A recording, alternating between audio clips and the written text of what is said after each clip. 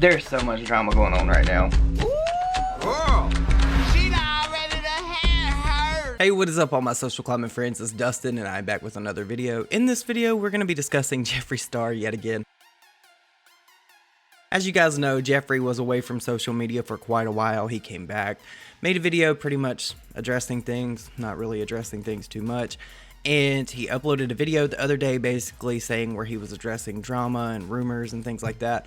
And a lot of people said that he wasn't. We're going to talk about that, as well as some things that he has done recently to maybe some other YouTubers. I don't know if it's really shade or not. So if you are here for that, please stay tuned to this video. Okay, so the first order of business with this whole thing is, as you guys know, around April of last year, Jeffree Star had this heist that happened. It was well documented in the Shane series with Jeffree, and he claimed that there was like $2.5 million worth of products stolen from him. However, there have been some receipts, and I say that loosely, floating around the internet about Jeffree Star and this whole heist where $2.5 million was allegedly stolen from him. If you guys remember, there was articles everywhere about this. It was actually on mainstream media. A group of people broke into his warehouse. They like cut a hole in the roof and went down, and I believe that they cut like a door or whatever, and they stole allegedly like this $2.5 million worth of stuff, right? Well, on Twitter, there have been some receipts going around saying that this could potentially be false.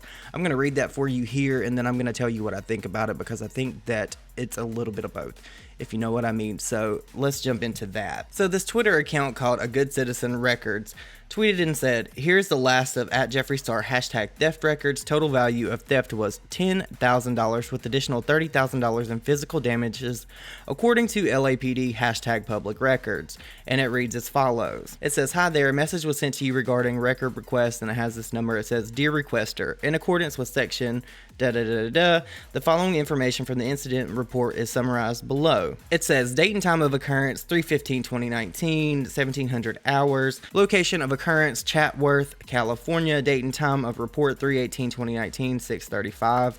Name and age of victim. It says Jeffree Star Cosmetics, and Jeffree's name is actually spelled wrong here. That is a big indicator to me. However, that may mean something. It may not mean something. You let me know what you think about that down below. It says factual circumstances of incident. Unknown suspects cut hole in roof of business, removed property, and fled through rear roll-up door to unknown location. General description of injuries, property, or weapons. Pallets of cosmetic products, $10,000. Hole cut in roof, $2,000. And metal roll-up door, $28,000. If you have any questions, please respond to this email. Respectfully, LAPD Discovery Section CPRA Unit. So, I mean, I don't really know what this means, but apparently somebody has taken the time to maybe reach out to LAPD. And while this actually may be true on paper, what I am here to say, and this is not me defending Jeffree before you get your torches and pitchforks, this is just my own personal experience. Anytime that I've had an issue where I've had to have a cop estimate something, it has always been incredibly low. I had a car accident. The cop estimated like $2,500 worth of damage to my car, when in fact my brand new car was totaled and it had $20,000 worth of damage. Also, this may not take into account the amount of money that it costs for Jeffree to import these goods and then repackage them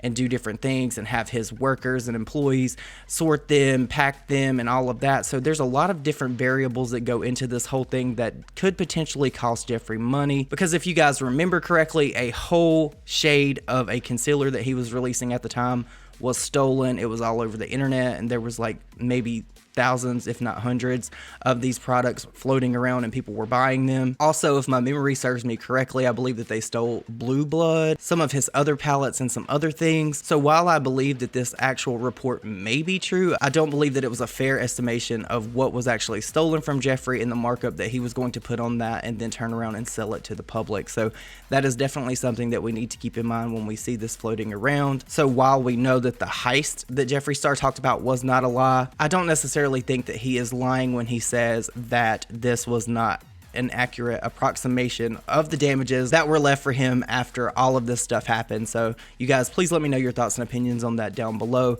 Now, there is another situation that I want to discuss about Jeffree Star. As you guys know, he has had a very rocky relationship with Jackie Aina. You guys know who Jackie Aina is. She's another beauty guru here, and she just recently launched her own brand, and it was, to everybody's shock, it was actually candles. I wanted to buy some, but I missed out because I did not know when the launch was going to be. You guys know that I love candles, and I'm so sorry for that car that went by that's really loud if you guys hear that. But yesterday, I believe that Jackie may have had a restock or it was her launch, one of the two, and Jeffree Star actually went onto his Instagram story and was promoting another brand of candles.